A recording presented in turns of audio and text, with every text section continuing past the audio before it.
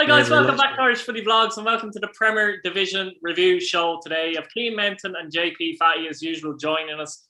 Very interesting week this weekend, the second week of Premier Division football. We only had 4 matches because Derry and Shamrock Rovers was postponed. Dundalk 1, Finn Harps 2. We have to start at Oriel Park. Keane, I'll start with you.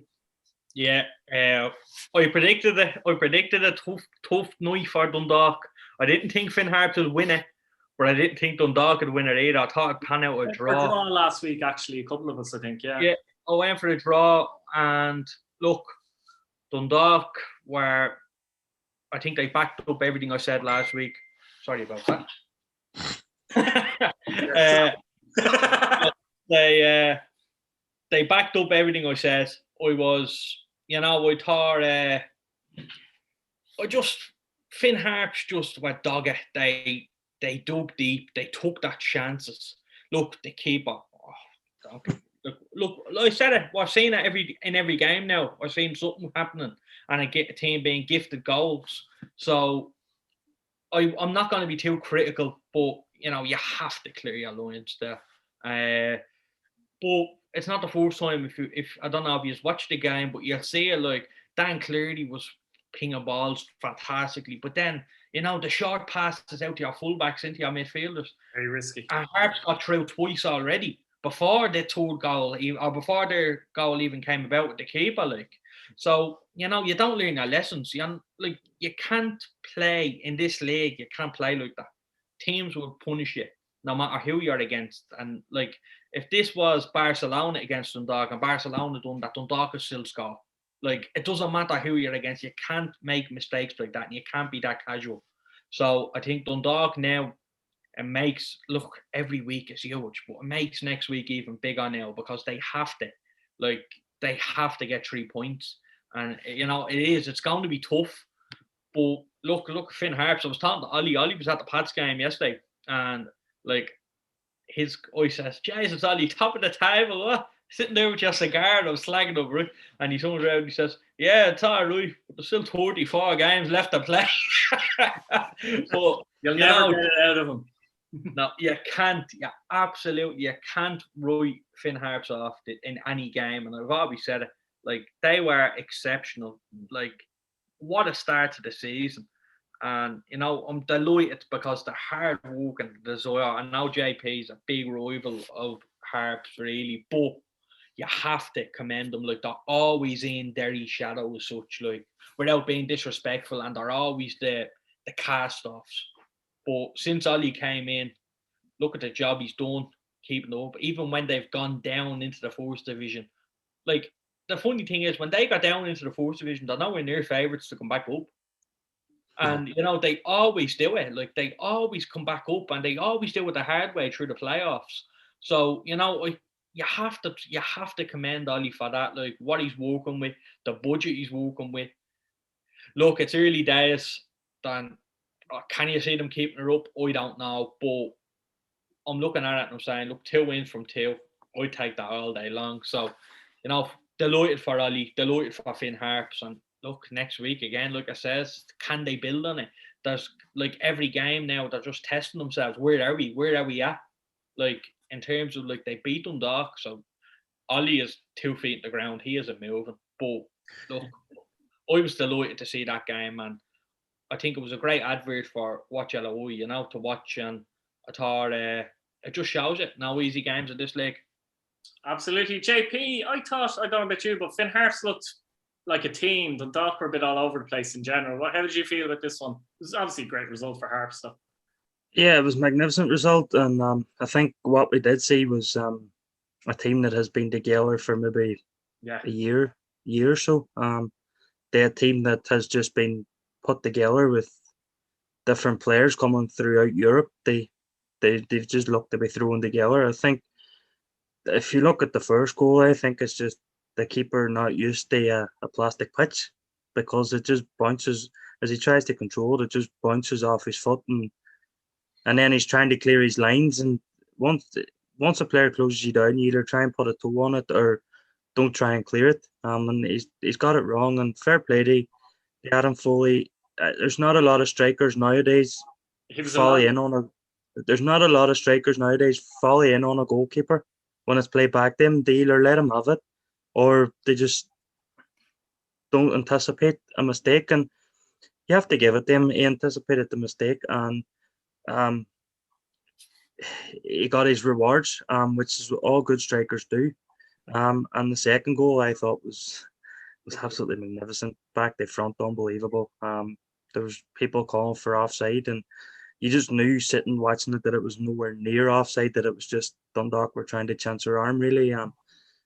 But I think Keane's touched on it. Next week is absolutely massive for Dundalk, because if they lose that, they are in serious trouble, I think. And not in terms of they will be relegated, but if they lose that and go 3 games without a win at the start of the season, it'll be unthinkable for them.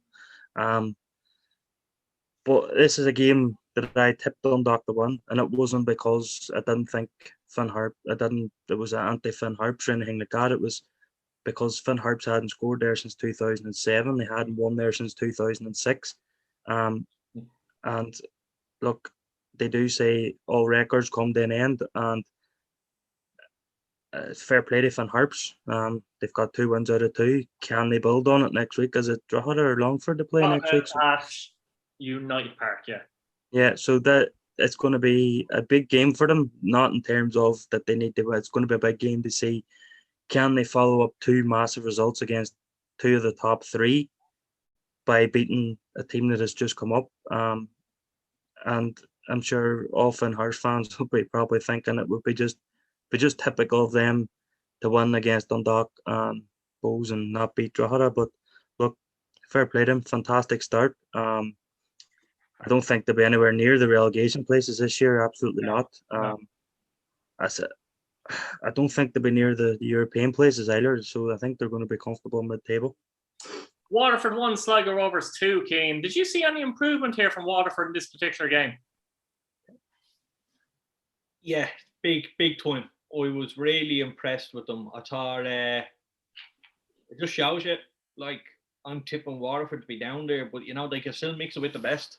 So I was happy.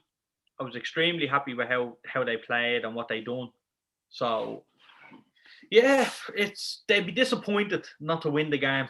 Oh, sorry, Jesus, no. They'd be disappointed not to draw the game and at least get a point for it. I think, you're looking at Gibson, that's a moment of genius. Like, that's top class.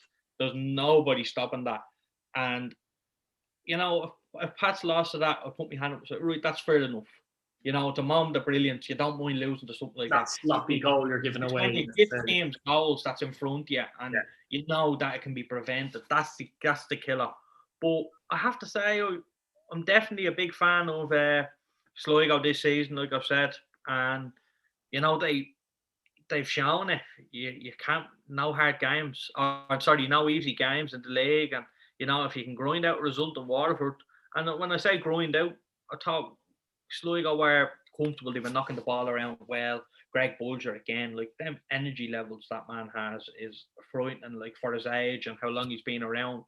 Like, absolutely superb. So Sligo for me, well done. A big well done. And that's a big way. That's a big statement, because they didn't have it all their own way. No. JP, they showed a lot of character, though, the fact that they did go down a goal early and played some good football at times, particularly Sligo, I think. And Gibson was very good, actually. I didn't see that at Pats at all, I have to say. Great goal. But also, the way he skipped around the defender and pulled the ball back for Parks, that was a great finish as well, by the way. They are living up to the reputation a little bit early doors, aren't they, Sligo, I think, overall?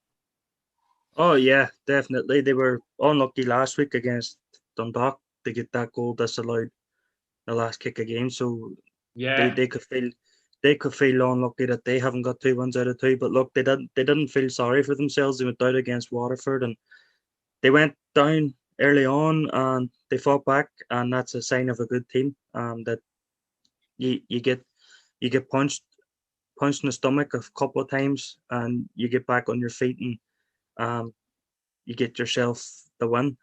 2 fantastic goals. The build-up play, the first one was unbelievable. The pullback and then the finish Graham Murphy had absolutely no chance. And the Yeah. second one, Gibson, it just reminded me a wee bit of Jack Grealish, the way he likes to do the step overs and cut inside. And I was watching this game actually, and when it left his foot, you just knew where it was heading. It was heading for the top corner. And I thought Waterford were massively improved from what I saw against Drogheda.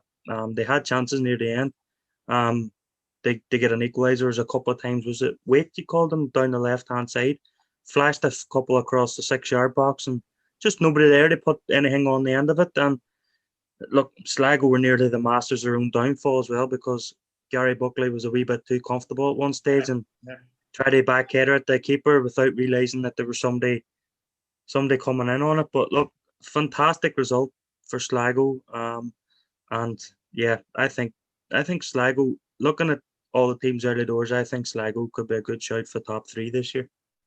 Look, the best side so far. Bohemians 2 came in Longford Town 2 at Dalymount Park. And they were cruising this game. Kelly and Tierney scored a chance to make it 3-0, but Davis came on as a sub and scored 2 late enough goals, 76 and 86. What a result for Longford. What a kick in the teeth for Bowes, though.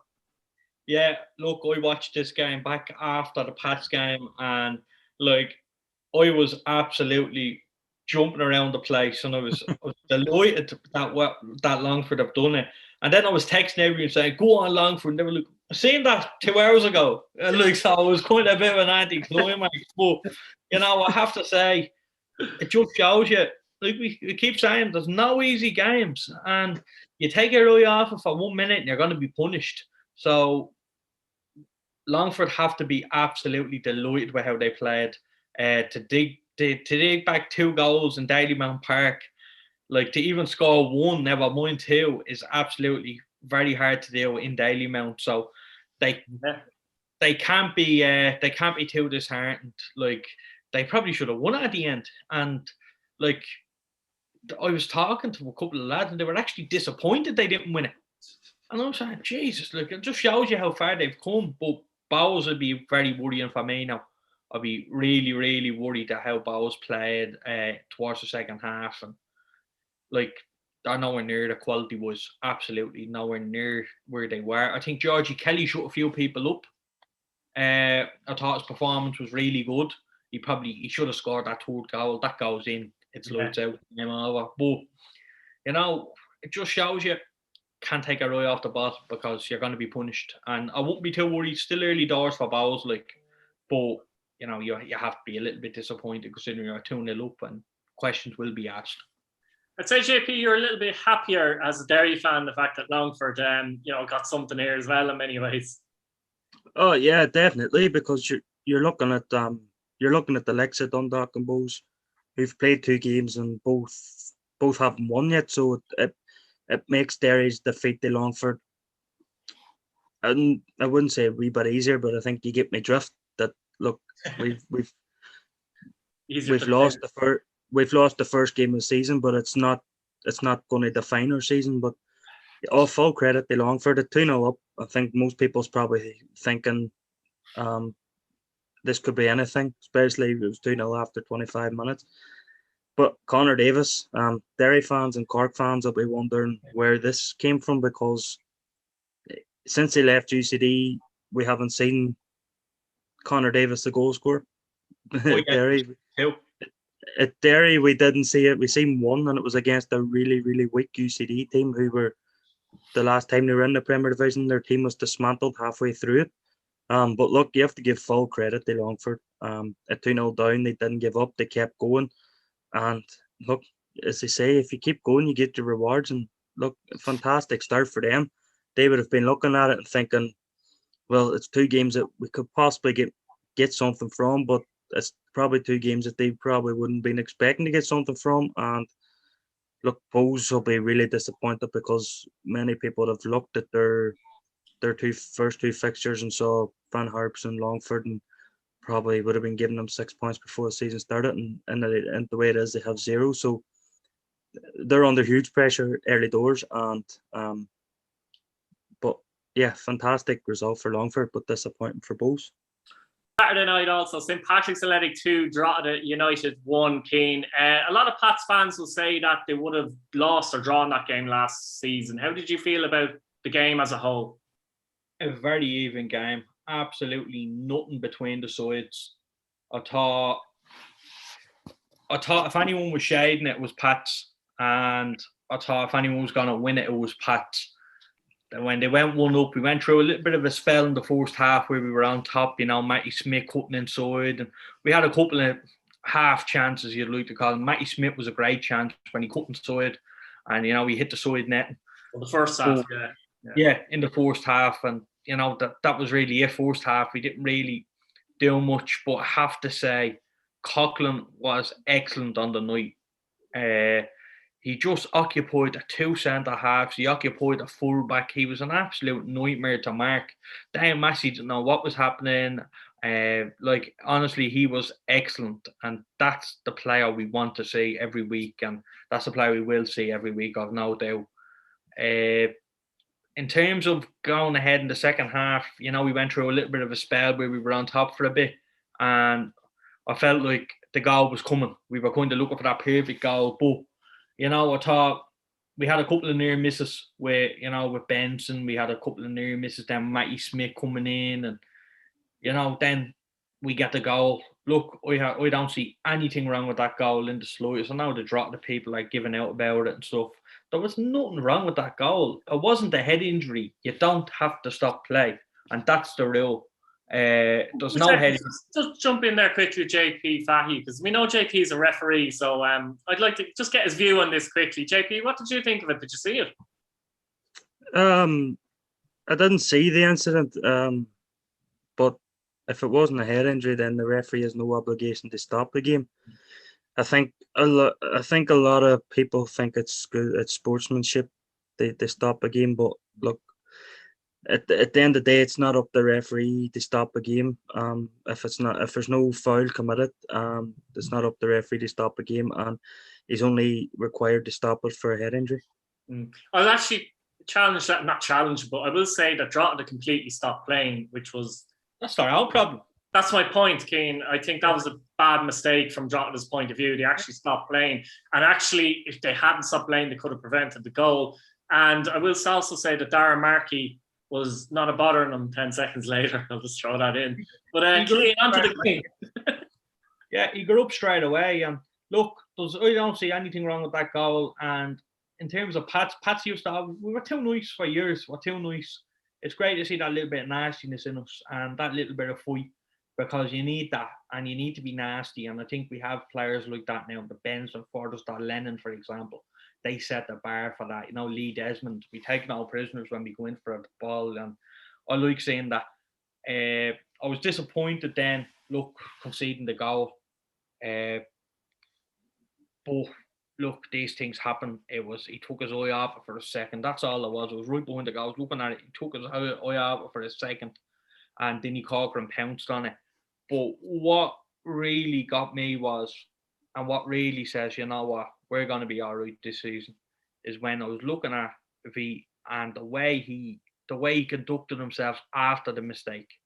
And if you look, how many times did he punch the ball out from a cross coming in? How many saves? He made a cracking save. I don't know who it was, but they cut inside, and it was only about 5 yards away from him, and it bounced off his chest. But it was a great save. Made himself huge. And he was excellent. His distribution, his passing out to Bermo especially was excellent. And I'm saying to myself, this is a goalkeeper now that's gone places. Usually you make a mistake, and we've seen it. You don't want the ball again. You don't. It didn't affect him mentally at all, is what you're saying, basically. No, he was absolutely excellent. Now look, we tried chance our arm, saying he was kicked out of his hands. It wasn't in the slightest. But I have to be honest, and the reaction is bigger for me. That's the biggest thing for me, the reaction. And we were excellent, and we just got going again. We dug deep. There's no question about it. Drogheda were well on top after they scored, and they were really putting it up to Pats. And 2 years ago, we probably would have rolled over and lost that game 2 or 3-1. And that's just the way Pats were. We were too soft, and I think for the first time, we've shown a real bit of bite and we put a real statement down with that yesterday. And, you know, I thought Darragh Bones definitely added. I don't know if you heard it on the stream, but like Darragh Bones wasn't in the right wing position. And Stephen O'Donnell absolutely let loose at him when the ball went across and he wasn't there. Now, in fairness, I think the ball was too high. He was never getting to it.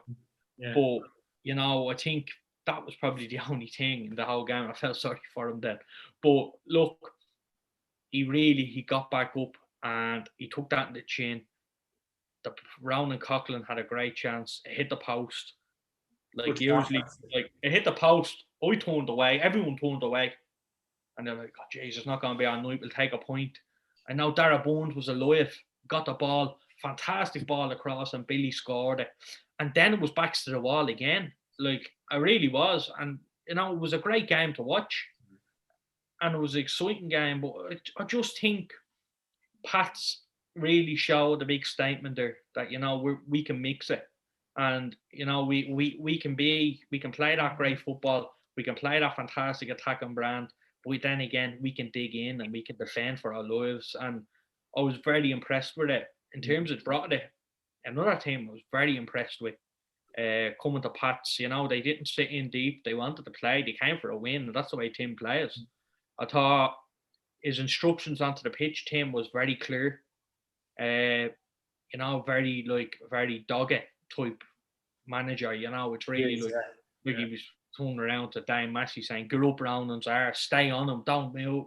And, you know, that's the type of game you're going to get. You're not going to get an easy game. You're going to be knocked onto the wall. They're going to put an arm on you. They're going to push you. Not many teams are going to beat that Drogheda team if they play like they did yesterday. I think Pats got out of jail as such with the last minute goal. But if anyone was going to win it, contradict myself a little, it was probably going to be Pats. And I never seen Drogheda winning the game at all, even when they went 1-1. So I was delighted to get the win. Don't get me wrong, Jesus, so absolutely over the moon with it. But, you know, not many teams are going to beat that Drogheda side. I think that's the good thing, actually, JP. I'll come to you now. The fact that Pats actually did win that game and Drogheda put in a serious shift and a serious effort into the game and really were a tough challenge.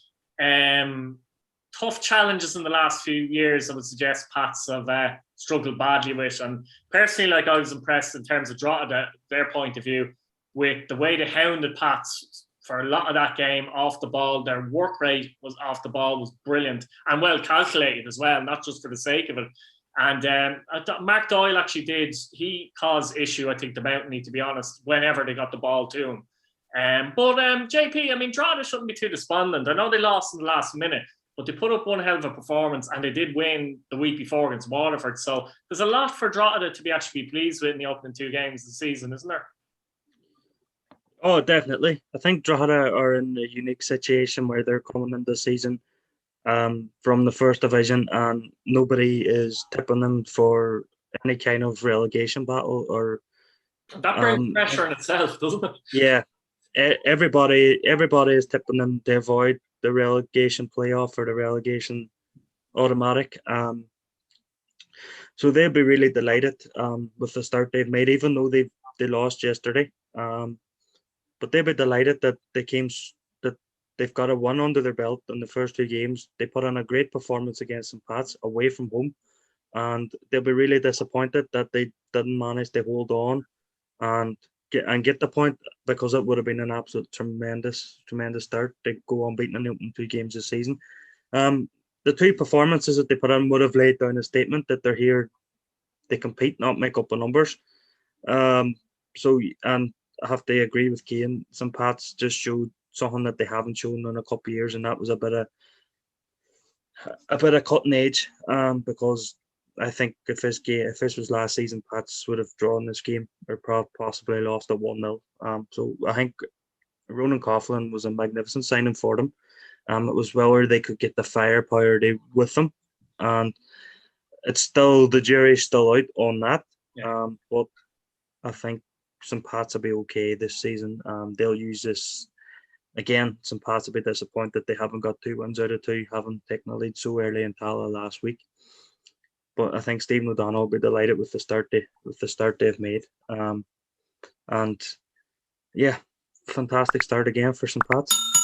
Absolutely, lads. Look, thanks for coming on again. That was great. Guys, like the video, subscribe if you're new, and hit your bell notification button so you don't miss a video. And that's it, guys. Brilliant stuff. Thank you. Cheers.